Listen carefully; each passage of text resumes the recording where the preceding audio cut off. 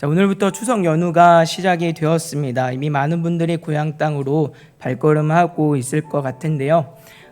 방역 수칙 잘 지키셔서 어쨌든 안전하게 또 추석 명절 보낼 수 있기를 주님의 이름으로 부탁을 드리고, 특별히 코로나로 인해서 많이 지쳐있는 우리의 영육이 잠깐의 쉼을 통하여서 또 하나님 주시는 위로와 세임 얻는 귀한 시간 될 수 있기를 주님의 이름으로 소망합니다. 오늘은 추석 명절을 맞아서 하나님 앞에서 가정을 한번 생각해 보려 합니다. 코로나로 인해서 발생한 여러 가지 어려움과 문제들이 있지만 그 가운데서도 우리나라뿐만 아니라 전 세계적으로 이슈가 된 문제가 바로 가정의 문제입니다. 코로나로 인해서 실직이나 또는 임금 삭감 등의 여러 가지 이유로 인하여서 많은 스트레스가 증가를 하게 되었는데요. 문제는 이 스트레스를 해소할 방법이 없다는 거예요. 이 문제들이 계속적으로 장기간이 되고 있다 보니까 이 해소하지 못한 이 스트레스가 결국은 가정 안에서 여러 가지 갈등과 또 문제들로 나타나게 되는 것을 보게 됩니다. 이 일로 인하여서 많이 늘어나게 된 문제가 가정폭력의 문제, 또 그리고 이혼이 많이 증가하게 되었던 것을 우리가 여러 가지 기사를 통해서도 접할 수 있는데요. 이 문제는 가정의 역할이라고 하는 것도 점차 사회적으로도 그렇지만 교회 공동체 안에서도 점점 더 커지고 있다라고 하는 현실입니다.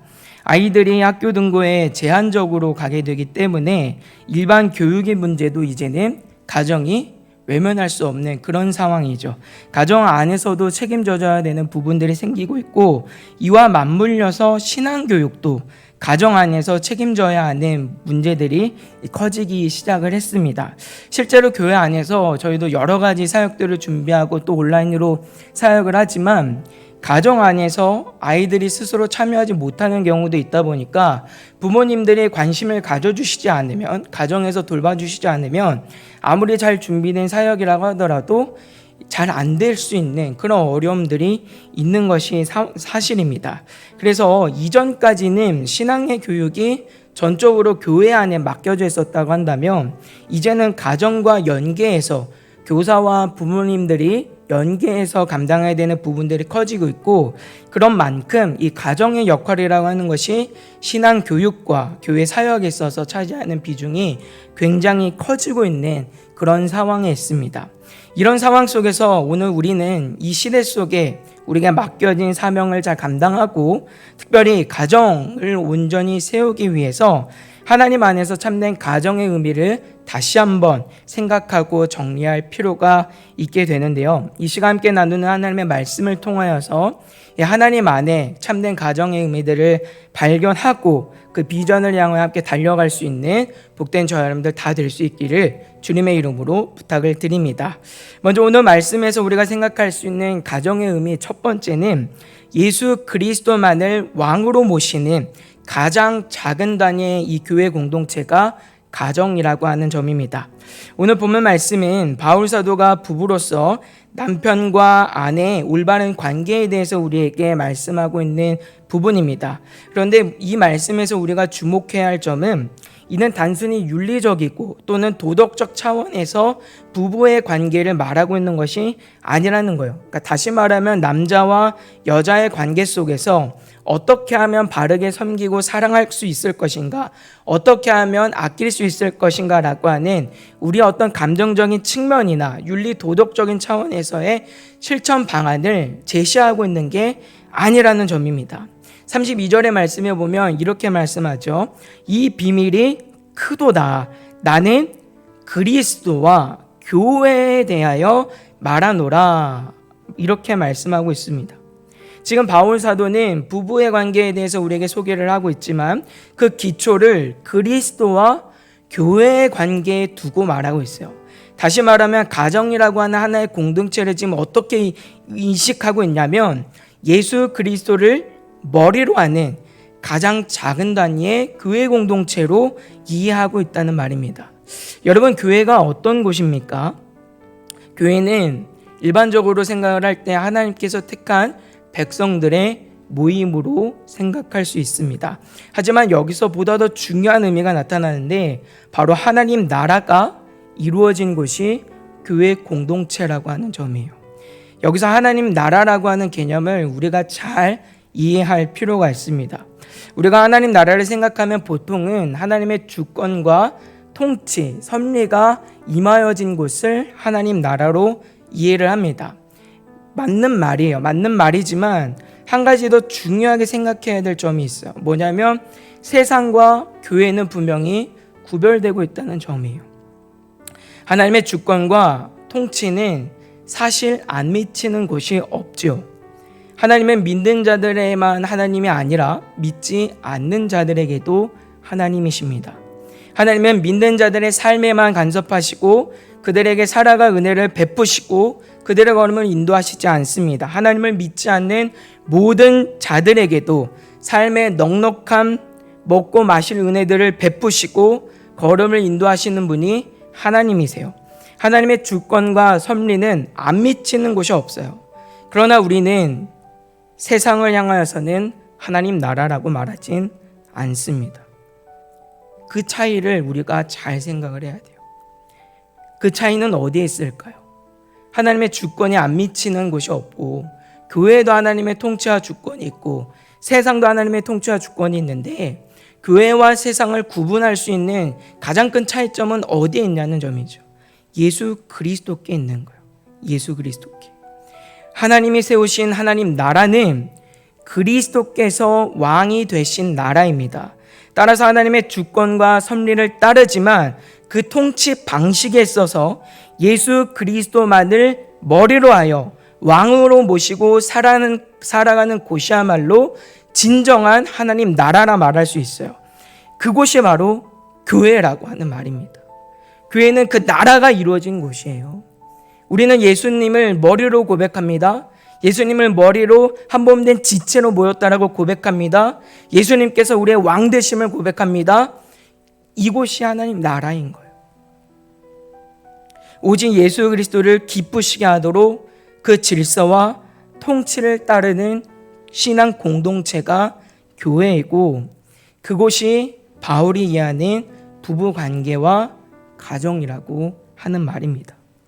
바울 사도는 22절의 말씀에서 이렇게 먼저 아내들에게 자기 남편에게 복종하라 권면합니다. 여기서 말하는 복종은 일반적으로 우리가 생각하는 지배와 피지배의 관계를 말하는 것이 아니에요. 왜냐하면 바울 사도는 그 뒤에 뭐라고 말씀하고 있죠?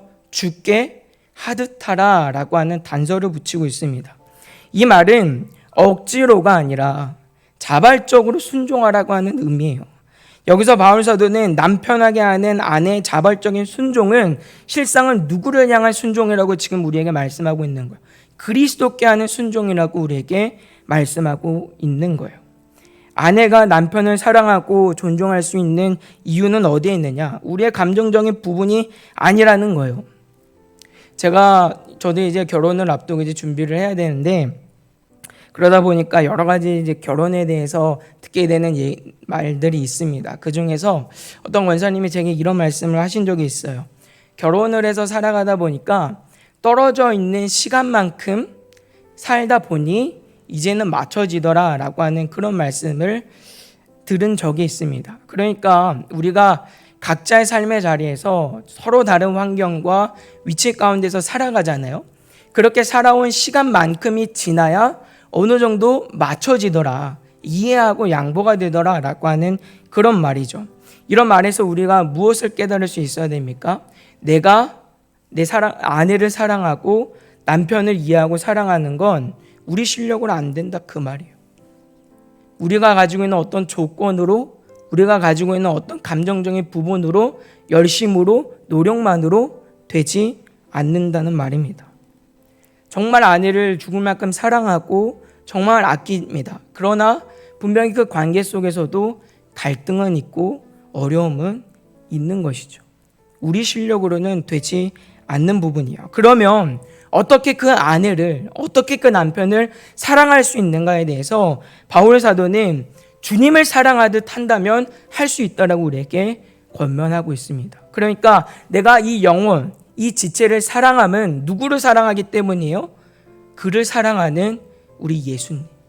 나를 사랑하시고 저 영혼을 사랑하시는 예수님을 향한 사랑 때문에 할 수 있게 된다라고 오늘 바울 사도는 우리에게 말씀하고 있는 것이죠. 나를 위해 모든 것을 아낌없이 내어주신 그 사랑, 나의 있는 모습 그대로를 받아두신 그 사랑이 있기 때문에 우리는 남편을 사랑할 수 있고 아내를 사랑할 수 있다라고 성경 말씀합니다. 바울 사도는 아내가 그와 같이 남편을 사랑해야 한다라고 우리에게 말씀하고 있는 거예요. 23절의 말씀은 이렇게 말씀합니다. 이는 남편이 아내의 머리됨이 그리스도께서 교회의 머리됨과 같음이니 그가 바로 몸의 구주시라. 아멘. 여기서 우리는 중요한 내용을 한 가지 발견하게 됩니다. 바울 사도가 주님을 사랑하듯 아내와 남편을 사랑하라고 하는 그 권면이 무엇으로 연결되고 있는지를 잘 보셔야 돼요. 하나님이 세우신 질서와 통치 안에 있게 되는 부분들을 말씀하고 있는 거예요.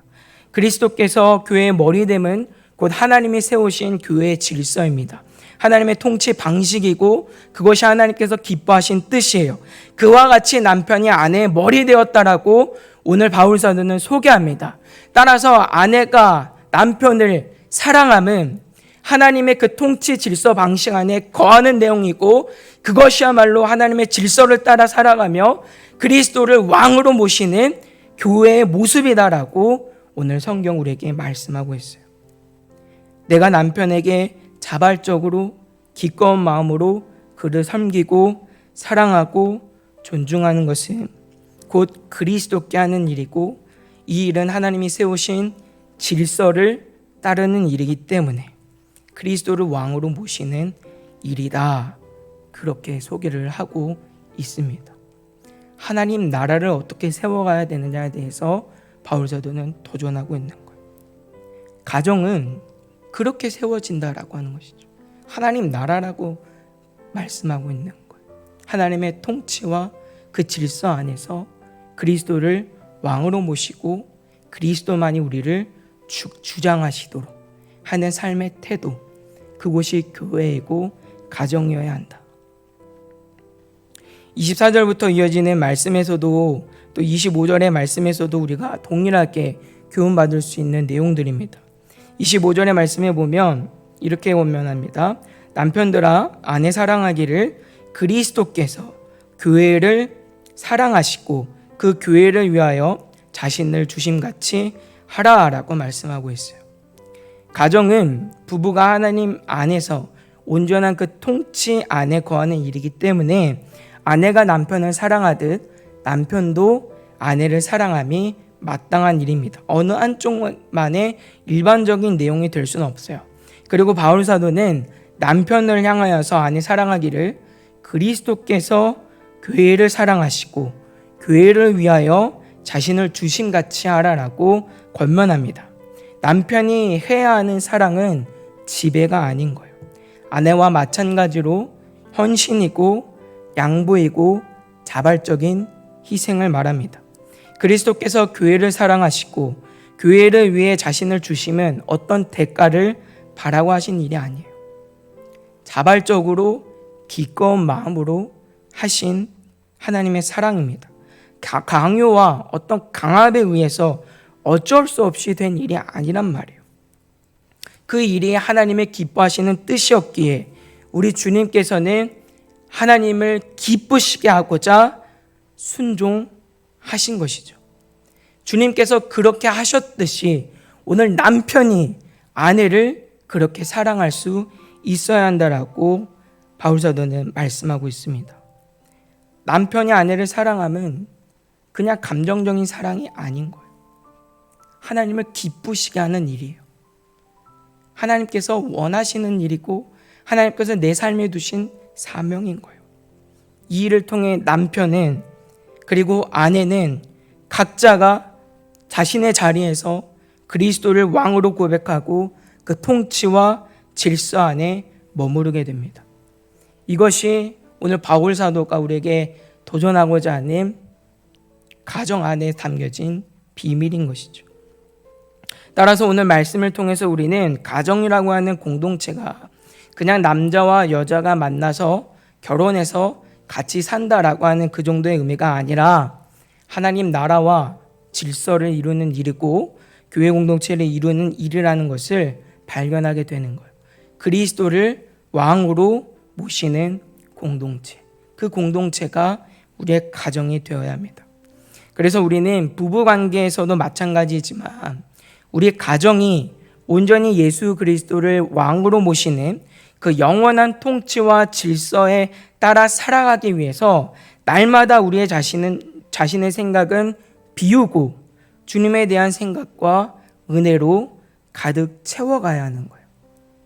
명예나 또 다른 욕구로 가득한 사람은 그것을 얻기 위해 모든 것을 희생할 것이고 그것을 위해 살아갈 것입니다. 하지만 우리 마음에 진정으로 주님이 계신다고 한다면, 내가 진정으로 예수 그리스도를 내 삶의 왕으로 고백한다고 한다면 필연적으로 우리는 주님을 따라 살아가는 삶을 살아낼 수밖에 없는 것이죠. 열린교회 김남준 목사님은 이렇게 설명합니다. 하나님의 마음이 우리에게 부어질 때 우리는 비로소 하나님이 원하시는 삶을 살 수 있습니다.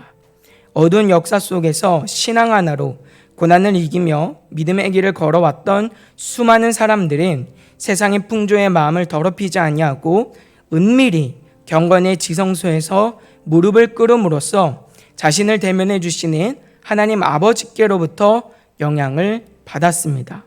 하나님께서 주신 마음을 간직하고서 그 마음의 지도에 따라 자기를 쏟아붓는 희생적인 삶을 살면서 조용히 하나님의 은혜의 세계에 마음을 열고 신령한 하나님의 말씀과 은혜를 경험하면서 하나님의 마음 부어 주심을 받아들이며 살았습니다.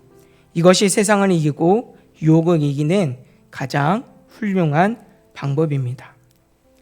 그리스도인으로서 우리는 분명 주님을 위하여, 주님의 뜻대로 살아가기 위하여 부르신 자들이고 마음이 그렇게 확정된 자들이요.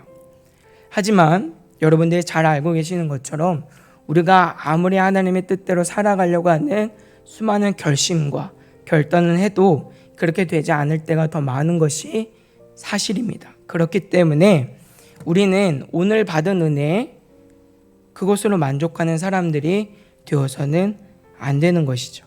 그 은혜에 잠겨져 있는 정말 하나님의 질서와 통치를 따라 살아가는 그 기쁜 삶을 살아내기 위해서는 어제 받은 은혜로만 만족하는 것이 아니라 언젠가 흘린 눈물의 회개로만이 감당하는 것이 아니라 매일매일의 매 순간 속에서 하나님의 은혜를 구하고 마음을 구하고 갈망하며 살아갈 수 있어야 합니다.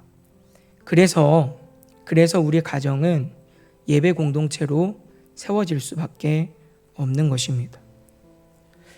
바울 사도는 가정이 하나님의 주권과 통치 아래서 예수 그리스도만을 왕으로 모시는 교회 공동체임을 증거합니다. 이런 관점에서 우리가 생각할 수 있는 가정의 의미, 중요한 의미 두 번째는 가정은 거룩한 예배 공동체여야 한다라고 하는 점입니다. 예수 그리스도를 왕으로 모신다라고 하는 것, 그 의미는 결국 내가 그분의 권위 앞에 완전히 항복한다라고 하는 의미예요. 완전히 내가 하나님의 그 권위 앞에 순복한 상태입니다. 이것을 어느 때보다 경험할 수 있는 때가 언젠가? 예배라고 하는데요.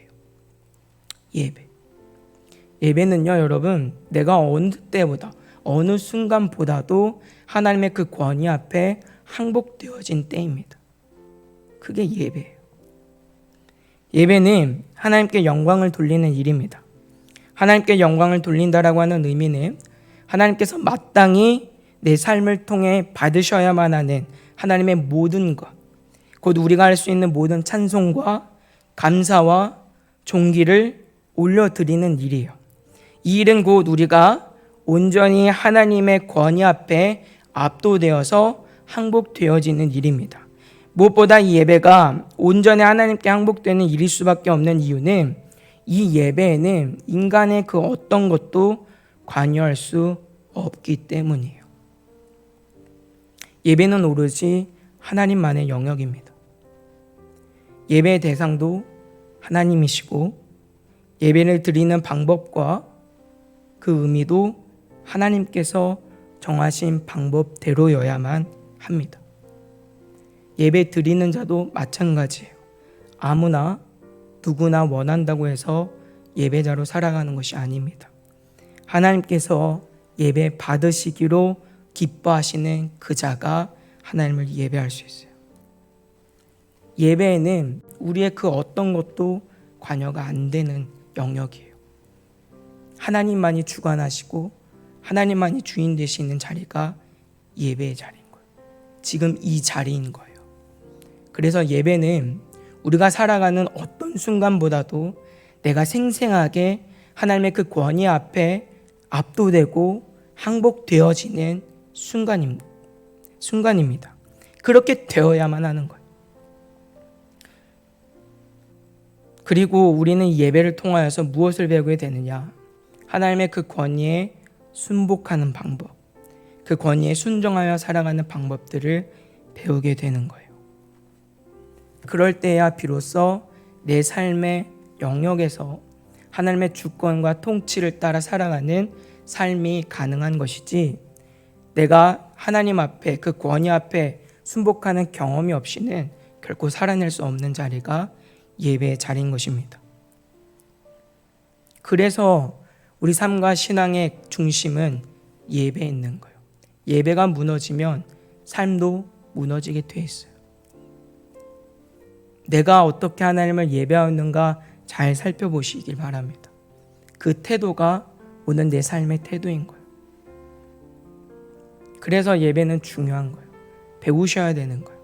예배 가운데 그 권위에 순복하는 방법, 그 질서를 따르는 방법, 때때로는 내 생각과 마음과 맞지 않는 찬양들도 있고 순서들도 있고, 그럴 때라도 그것을 받아들일 수 있는 그런 경험들을 통해서 우리는 하나님만이 왕 되시고 그 질서 안에 엎드려지는 그 경험들을 배우는 것이에요. 이 경험이 없이는 결코 내 삶에 그런 삶을 기대할 수가 없는 거예요. 그래서 가정도 예배의 공동체가 되어야만 합니다. 예배의 그 경험이 없이는, 하나님의 그 질서에 따르는 경험이 없이는 남편이 아내를 사랑하고 아내가 남편을 사랑하는 이 순종 이뤄낼 수 없어요. 결단코 할 수 없어요. 그런 순복하는 일에 대한 경험이 없이는 할 수 없는 거예요. 그래서 우리가 진정으로 부부관계 속에서, 특별히 부모와 자녀의 관계 속에서, 우리의 가정 안에서 예수 그리스도만을 온전히 왕으로 모시는 복된 가정으로 세우시길 원한다고 한다면 가정 안에 예배가 세워져야 합니다. 가정 안에서 하나님께 순복하는 방법들을 배워야 해요. 그 권위에 순종하는 방법들을 가르쳐야 합니다. 그 질서를 따르는 것이 무엇인지 경험되어져야 해요. 그래야 우리의 삶의 모든 영역에 하나님이 지으신 모든 질서 안에 우리가 따라갈 수 있게 됩니다. 예배가 없이는 불가능한 일이에요. 그래서 오늘 우리 사랑하는 교회가, 그리고 담임 목사님이 가정 안에 예배를 세우는 것을 비전으로 가지시는 이유가 여기에 있는 거예요. 그냥 가정마다 예배하면 좋으니까가 아닙니다, 여러분. 그냥 믿음의 가정이니까, 믿음을 드러내기 위한 정도가 아닌 거예요. 권위에 순복하는 일들을 계속적으로 우리 가정 안에서도 이뤄내야 하는 거예요. 근데 문제는 오늘날의 많은 경우에 대다수의 사람들이 예배에 대한 이런 감각과 경험들을 잃어버리고 살아가고 있는 거예요. 일주일 단 한 번 드려지는 예배에도 집중하지 못하는데 어떻게 내 삶에 하나님의 그 말씀을 따라 살아가는 삶을 기대할 수 있을까요? 그럼에도 불구하고 예배에 집중하지 못하는 거예요. 주일날 딱 한 번 예배하는 것으로 모든 신앙과 모든 통치와 질서를 따랐다라고 그렇게 치부해서는 안 되는 문제인 것입니다. 예배가 무너져서는 삶도 다 무너지게 되는 거예요. 신앙도 다 무너지게 되어 있는 거예요. 그래서 우리의 가정은 예배하는 예배 공동체로 세워져 가야만 합니다. 이를 잘 보여주는 장면 중에 하나가 아브라함과 이삭의 모습이에요. 창세기 22장 말씀에 보시면 우리가 너무나도 잘 알고 있는 말씀이 등장을 합니다. 하나님께서 아브라함에게 그 아들 이삭을 바칠 것을 명령하시죠. 그리고 아브라함은 이 말씀에 순종하여서 새벽부터 모든 것을 갖추고 장자까지 손수 패서 모리아산을 향해 갑니다. 조금도 지체 않는 경우는 없어요. 근데 여기에서 우리가 놓칠 수 있는 아주 중요한 부분이 등장을 합니다. 무엇이냐면 이삭의 순종이에요. 아브라함이 하나님께 순종하여 나아갑니다. 놀라운 건 이삭도 거기에 발걸음을 같이 하고 있다라고 하는 점이죠. 이삭이 아브라함의 그 순종함 가운데 함께 순종하고 있는 거예요. 창세기 22장 9절과 10절은 이렇게 말씀합니다. 하나님이 그에게 일러주신 곳에 이른지라 이에 아브라함이 그곳에 제단을 쌓고 나무를 버려놓고 그의 아들 이삭을 결박하여 제단 나무 아래 놓고 손을 내밀어 칼을 잡고 그 아들을 잡으려 하니. 아멘. 지금 아브라함은 아들 이삭을 하나님께 제물로 드릴 모든 준비를 마치고 실행하려 합니다. 이 순간은 굉장히 긴박하게 일어나고 있는 상황이죠. 그러나 놀라운 건 무엇인지 아세요? 이 일들 가운데 이삭의 어떤 원망과 불평과 의심은 나타나고 있지 않다는 점입니다. 아버지가 지금 나를 묶은 거예요. 그리고 나를 제단 위에 올린 거예요. 그리고 이제 나를 죽이려 하고 있는 그런 상황이에요. 아브라함은 믿음으로 순종한다라고 하죠. 이삭은요? 불평할 수 있잖아요. 어떻게 아버지가 나한테 그럴 수 있죠? 얘기할 수 있잖아요. 근데 조금도 그런 얘기들이 성경에서 나타나고 있지 않아요. 아버지가 하는 그 순종함에 이삭도 마음을 같이 하고 있는 거예요. 어떻게 이런 일이 가능하겠느냐라고 하는 점이죠. 어떻게 이런 일들이 일어날 수 있느냐. 이유가 딱 하나예요. 이삭은 배운 거예요. 가정 안에서 드려지는 예배 가운데 하나님의 권위 안에 순복하는 방법을 배웠고 그 아버지 아브라함의 모습을 통하여서 하나님의 질서를 따라 살아가는 삶이 무엇인지 배웠고 이제는 그 아브라함의 순종하는 일이 하나님께서 세우신 그 질서 가운데 내가 순종하는 방법이라는 걸 알고 있기 때문에 이삭은 조금도 원망하거나 불평하거나 의심하지 않을 수 있었다라고 하는 말입니다. 이삭은 하나님께 순종하고 있는 것, 그 권위에 대해서. 이걸 우리가 어떻게 알 수 있냐면 창세기 22장 8절과 9절의 말씀에 보면 이렇게 말씀하고 있어요. 이삭이 그 아버지 아브라함에게 말하여 이르되 내 아버지여 하니 그가 이르되 내 아들아 내가 여기 있노라. 이삭이 이르되 불과 나무는 있거니와 번제할 어린 양은 어디 있나이까. 아브라함이 이르되 내 아들아 번제할 어린 양은 하나님이 자기를 위하여 친히 준비하시리라 하고 두 사람이 함께 나아가서 라고 말씀하고 있어요. 여기서 주목할 점은 지금 아브라함이 모리아산으로 향할 때 이삭은 무엇을 위해서 가고 있는지 알고 있는 것이죠. 하나님께 제사 드리기 위하여서 가고 있다는 걸 알고 있는 거예요. 근데 중요한 건 뭐예요? 무언가가 빠져 있다라고 하는 걸 이삭이 알고 있는 것이죠. 재물이 없는 거예요. 번제로 드려야 될 재물이 없다라는 걸 지금 이삭은 알고 있는 거예요. 지금 아버지가 하나님께 예배하기 위해서 가는데 무언가 결핍되어 있다라고 있는 걸 알고 있는 거예요. 이건 우리에게 무엇을 보여주고 있냐면 이삭이 그만큼 하나님께 드리지는 제사, 예배에 대해서 익숙하고 잘 알고 있었다라고 하는 걸 보여주고 있는 대목입니다. 이삭은 예배하는 자였던 거예요. 제사가 무엇인지 알고 있는 거예요. 제사 가운데 하나님 앞에 드려지는 그 경외함 속에서 아브라함의 모습을 보면서 하나님의 그 권위 앞에서 그 질서 앞에서 엎드려 살아가는 방법이 무엇인지 이삭은 이미 배우고 있는 거예요. 이미 익혀져 있는 상황인 것이죠.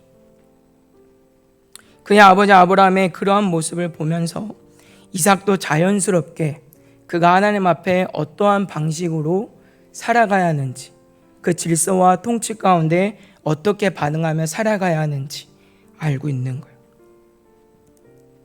하나님이 주신 질서에 따라 그 권위 앞에 아브라함이 하는 일들 가운데 마음을 합하고 같이 순종함으로 순복하여 행동하는 이삭의 모습을 보게 됩니다. 이러한 대목에서 우리는 다시 한번 왜 우리 사랑하는 가정이 예배 공동체로 서야 하는지 보게 되는 것이죠. 믿음의 가정이기 위해서, 믿음 안에 교제하기 위해서가 아니에요. 예배를 통해서 하나님의 그 권위에 순복하는 방법을 배워야 합니다. 익혀야 합니다. 그 질서를 따르는 삶이 무엇인지 알아야 하는 거예요. 우리 사랑하는 교회 공동체가 그런 믿음의 공동체로 세워질 수 있게 되기를, 우리의 모든 가정이 그런 믿음의 가정 될 수 있기를 주님의 이름으로 부탁을 드립니다. 종교개혁 시대 때 우리 믿음의 선진들이 가장 먼저 한 일이, 그래서 신앙의 본거지를 가정으로 옮겨오는 이유가 여기에 있는 거예요.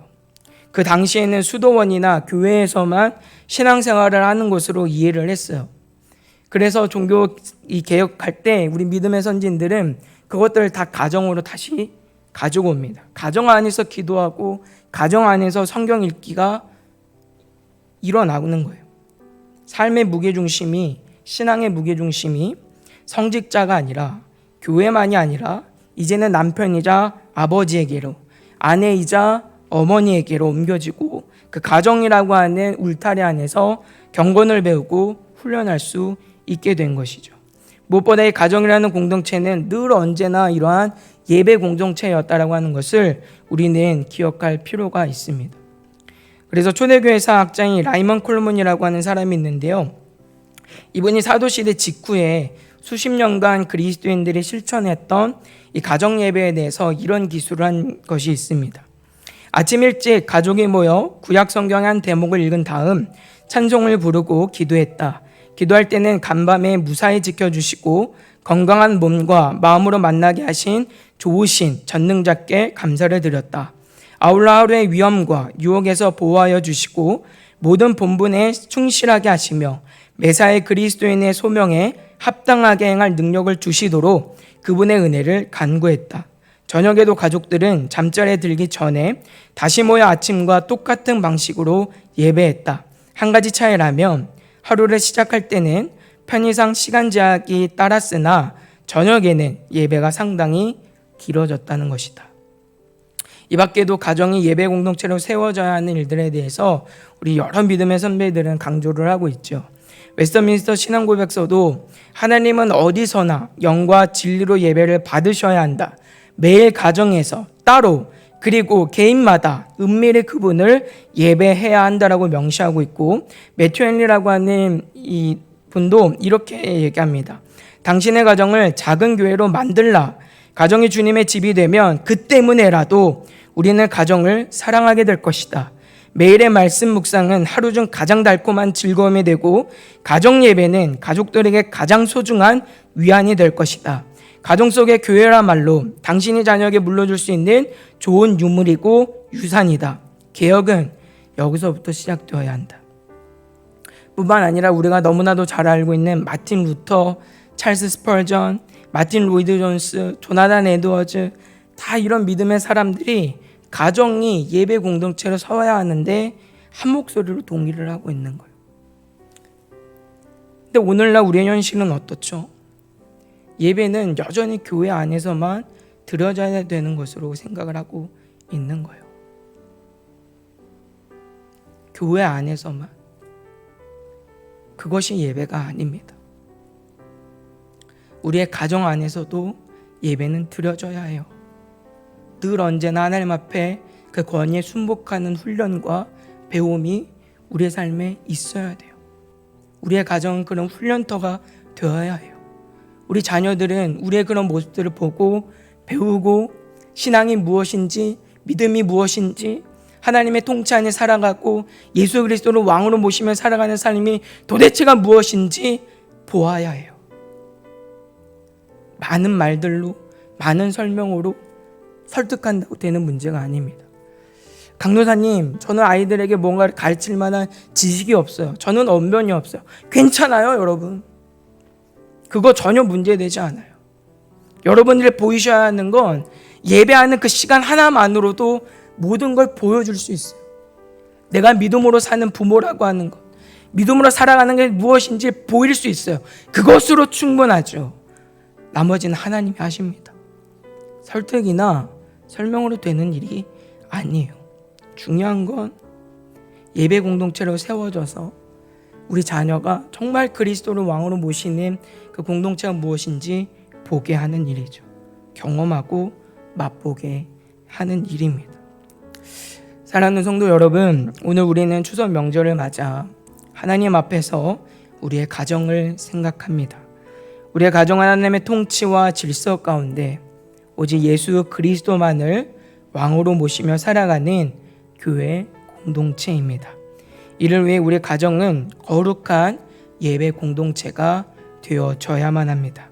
하나님께 예배함으로 그 권위 앞에 엎드리는 법을 배우고 질서를 따라 살아가는 법을 날마다 배우고 익히며 살아가야 합니다. 우리 모두 추석 명절을 맞아 하나님을 예배하고 또 가족이 모이게 될 때 하나님께서 오늘 우리에게 보여주신 가정의 의미, 이 비전들을 마음에 품고 그렇게 될 수 있기를 소망하고 달려갈 수 있는 은혜를 구할 수 있는 저와 여러분들 다 되시기를 주님의 이름으로 부탁을 드립니다. 우리는 할 수 없지만 하나님은 충분히 하십니다. 하나님의 일하심을 기대하며 우리의 가정, 또 하나님의 역사를 체험하는 우리의 복된 가정 될 수 있기를 주님의 이름으로 부탁을 드립니다. 우리 함께 기도하고 찬송하도록 하겠습니다. 사랑하는 아버지 하나님 감사합니다. 하나님, 오늘 귀한 말씀을 통하여서 또 우리의 가정이 어떻게 하나님 앞에 세워져야 하는지 또 보게 하심을 감사드립니다.